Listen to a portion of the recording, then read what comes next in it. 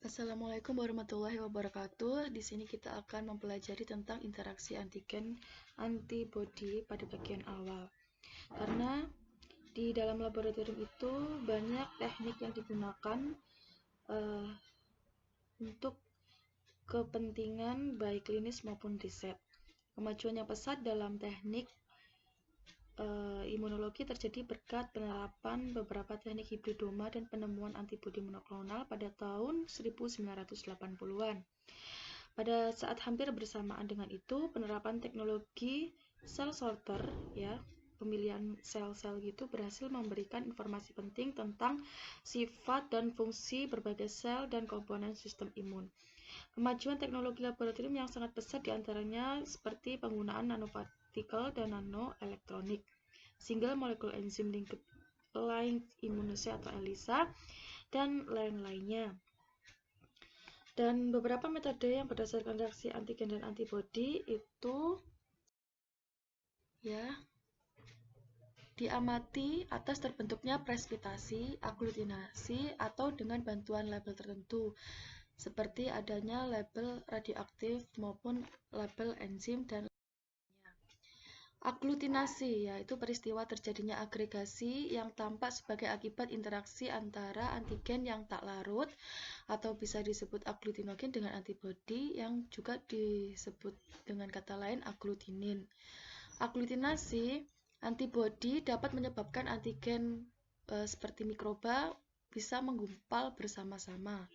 Faktor-faktor yang mempengaruhi aglutinasi yang pertama yaitu adalah rasio antigen dan antibodi, yaitu jumlah antigen dan antibodi yang terlarut. Kemudian jenis antibodi, bisa IgM, itu biasanya kan bentuknya lebih besar, sehingga lebih mudah bereaksi daripada IgG.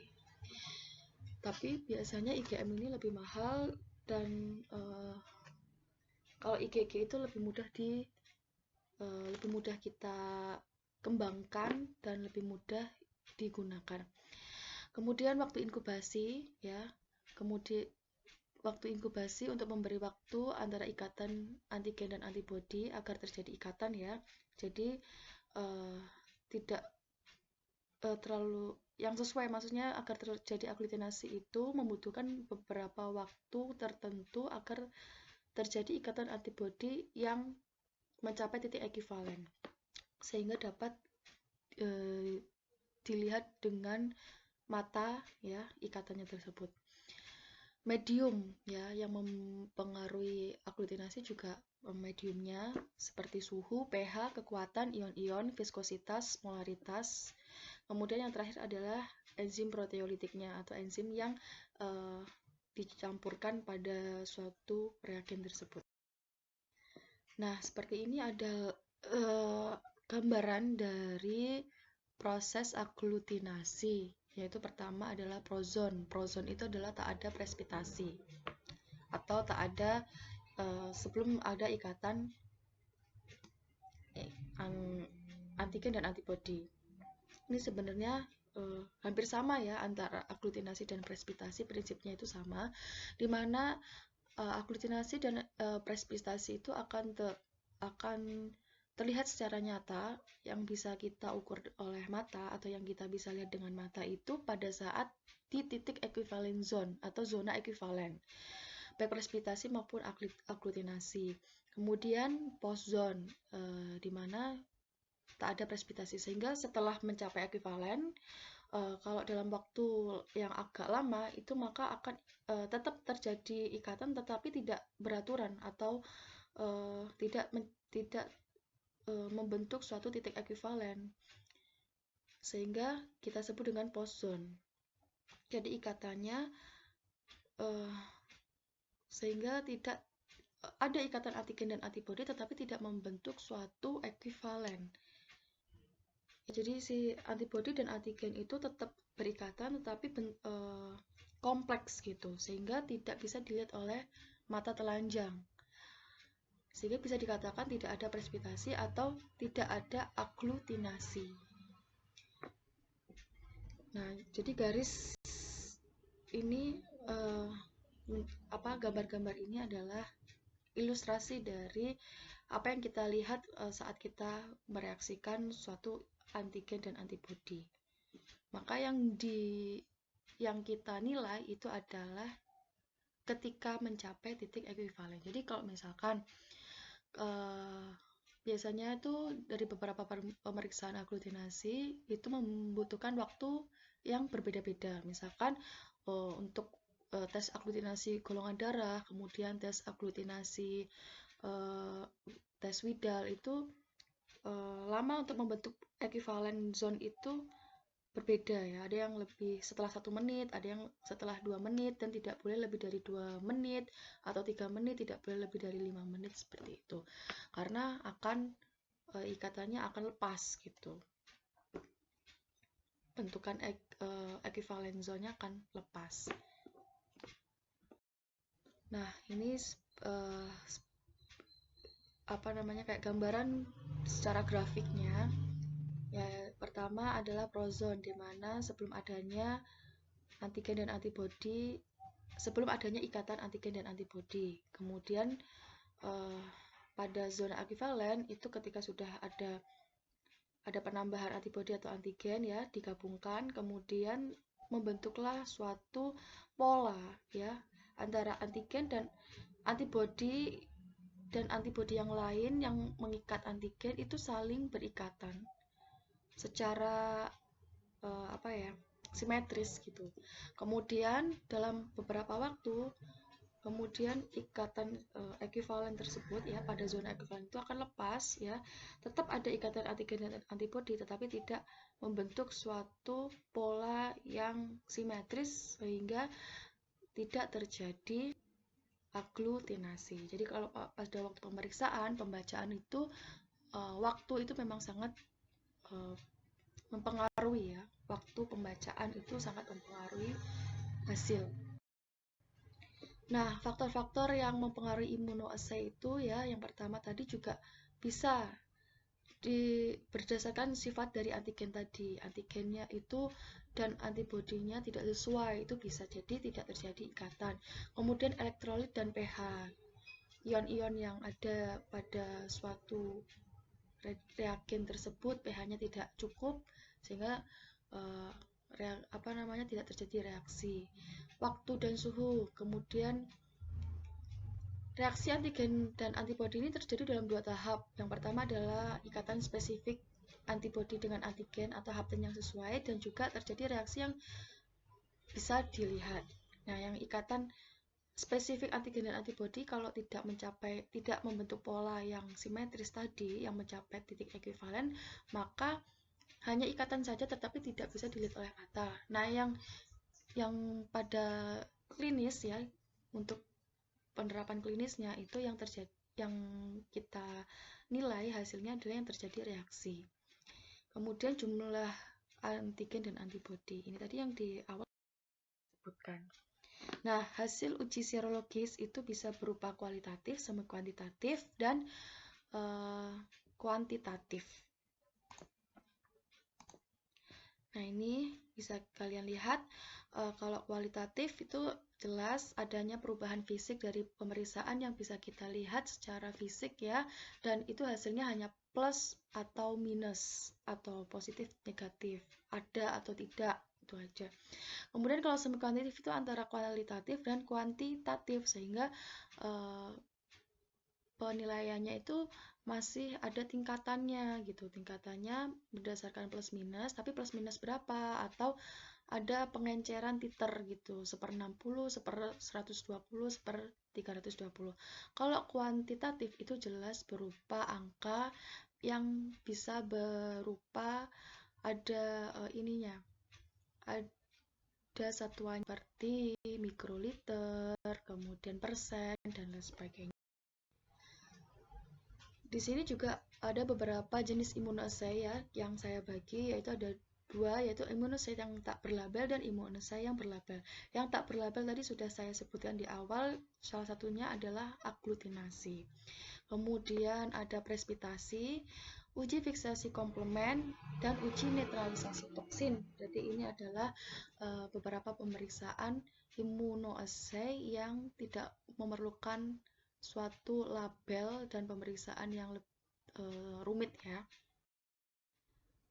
Nah, di sini ada uji presipitasi. Ini antigen yang terlarut ditambah dengan antibodi. Ya. Kemudian terjadi suatu ikatan dan membentuk pola yang simetris sehingga menghasilkan suatu agregasi terlihat oleh mata.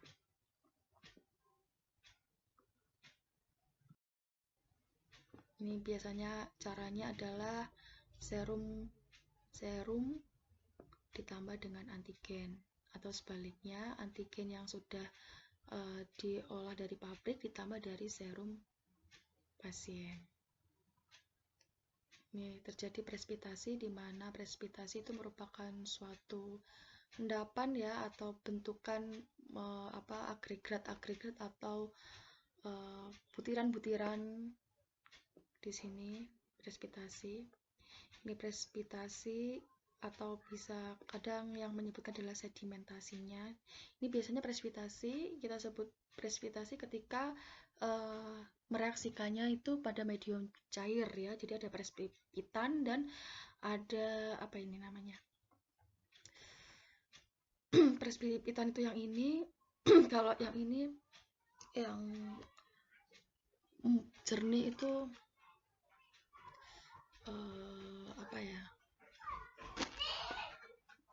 ya maksudnya itu prespitat itu yang endapannya, kemudian kalau yang jernih itu bisa kita sebut dengan filtratnya gitu ya. Nah, kemudian ini adalah tampak dari ini ya. Ini imunodifusi. Membentuk cincin. Jadi ada prespipitat itu kadang bentukannya seperti cincin gitu, atau kita sebut juga dengan imunodifusi. Jadi prespipitat itu atau endapannya itu bisa berbentuk cincin ya. Ada beberapa pemeriksaan itu juga positif berbentuk cincin melingkar gitu. Ada juga yang hanya yang bisa kita lihat dari bawah tabung. Kemudian aplikasi dari uji presipitasi ini dalam serologi yaitu seperti pemeriksaan VDRL baik makro maupun mikro ya, pada tabung maupun slide. Kalau tabung ya tabung, kalau slide ya slide. Bedanya sama aglutinasi, kalau aglutinasi itu butirannya lebih jelas gitu. Hampir sama sih sebenarnya.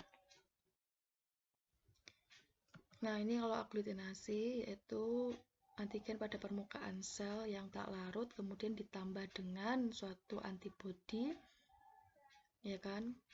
Jadi pertama adalah antigen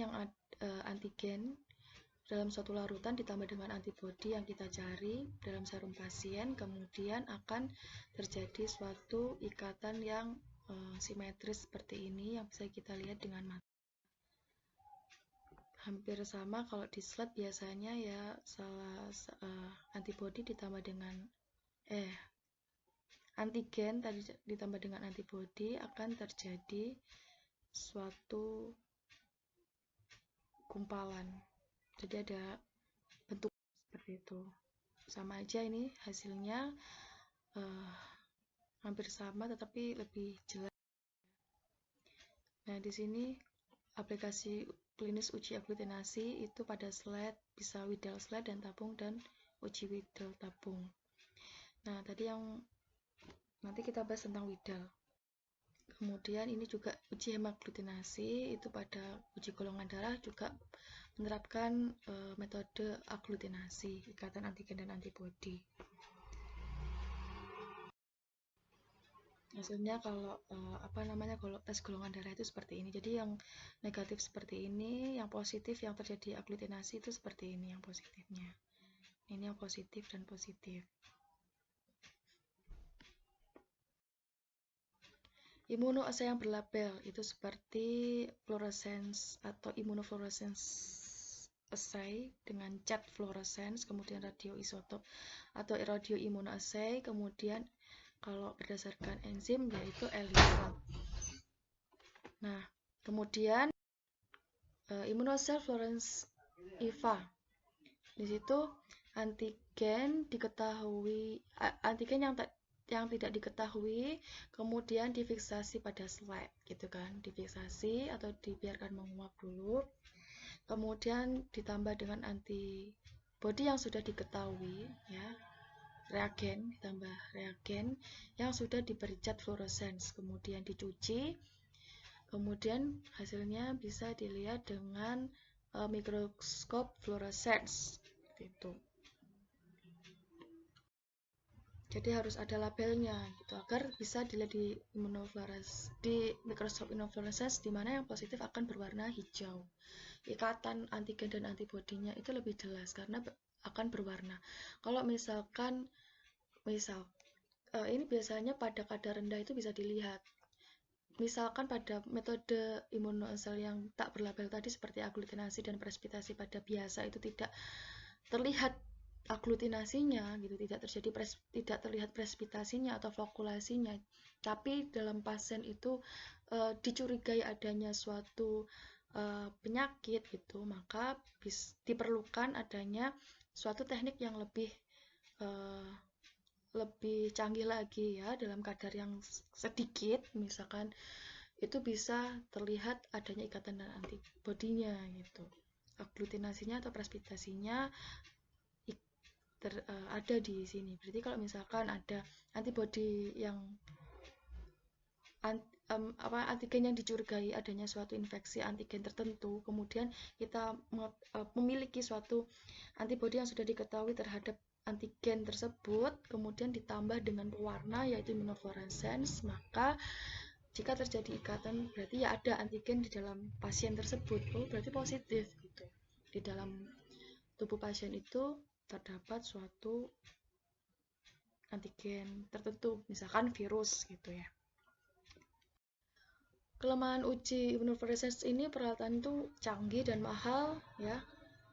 Ya alatnya dan mikroskopnya dan lain sebagainya itu, dan juga perlu tenaga yang terlatih yang bisa membedakan antara warna fluorescence dan bukan, atau ini benar-benar ikatan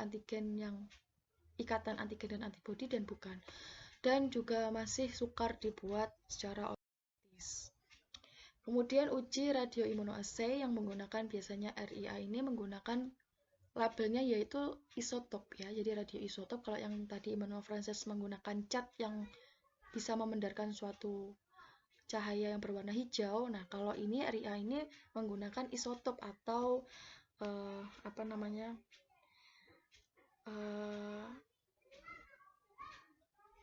jenis isotop dari sebuah molekul gitu. Jadi molekul biasanya itu kan terdiri dari ion gitu, ion positif, ion negatif dan lain sebagainya. Nah itu yang ini menggunakan isotop. Jadi ini misalkan antigen, ini antibodi yang sudah diberikan, yang antibodi yang sudah diketahui dan diberikan label isotop, sehingga ketika direaksikan akan membentuk ikatan dan dihitung dalam suatu alat yang namanya adalah radiation counter.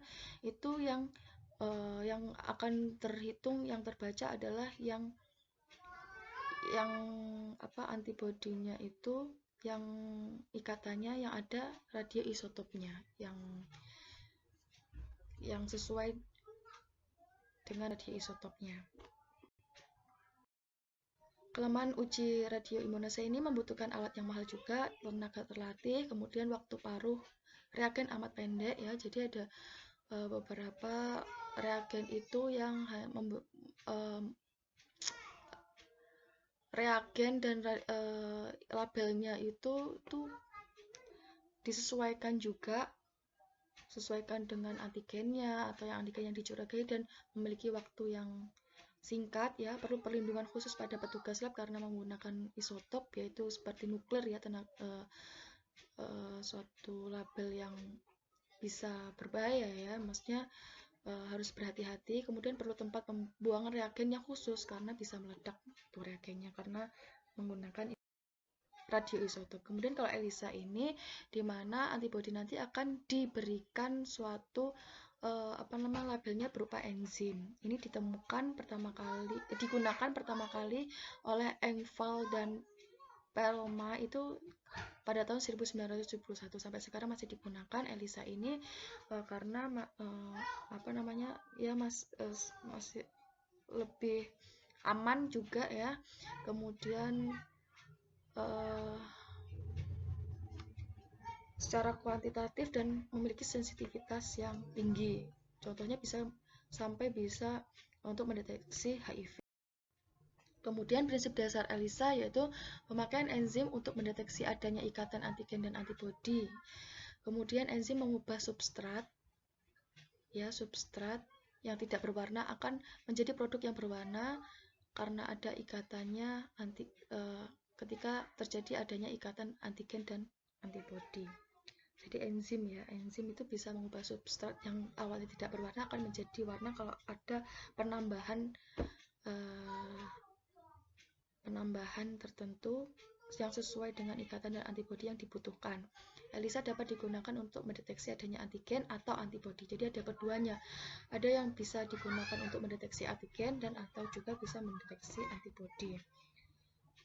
Biasanya kalau yang immunofluorescence maupun RIA tadi itu biasanya untuk mendeteksi antigen. Kebanyakan untuk mendeteksi antigen saja, dan yang bisa diberikan label itu kan yang antibodinya. Tetapi kalau yang prinsip ELISA ini bisa antara antigen atau antibodi, karena ELISA ini metodenya itu bermacam-macam. Ini contohnya ELISA itu menggunakan beberapa reagen dan label enzim, menggunakan plat ya seperti ini. Ini prinsipnya ELISA. Ini adalah antigen yang sudah diberikan di suatu misalkan itu mendeteksi antibodi, itu antigennya ini sudah ditempelkan di gelnya itu, kemudian ditambah dengan antibodi serum pasien, kemudian ditambah dengan antibodi ya, agar antibodi ini hanya mengikat antibodi yang kita cari saja. Jadi kalau yang antibodi yang lainnya itu tidak akan terikat. Ini lebih spesifik lagi, dan ditambah dengan substrat sehingga akan hanya antigen dan yang kita cari yang sesuai di sini. Jadi lebih spesifik dan sensitif. Nah, ini antigen yang sudah di dalam gel, kemudian dikasih antibodi yang pertama, terus kemudian ditambah antibodi yang sudah diberikan enzim, atau antibodi yang kedua, atau antibodinya si ini. Kemudian ditambah substrat untuk mewarnai antigen, untuk menyebabkan warna. Enzim yang digunakan di ELISA itu biasanya yaitu horseradis peroksidase, bisa alkaline fosfatase, bisa beta galaktosidase, laktoperosidase, tetrametil benzin. Ini beberapa enzim substratnya. Nah, di sini ada beberapa macam metode ELISA, ada indirect ELISA, kemudian sandwich ELISA, dan ELISA positif. Hasilnya seperti ini. Kalau yang pasti ada kontrol positif dan kontrol negatifnya. Ini pasiennya seperti ini. Jadi ada 99 well biasanya yang digunakan.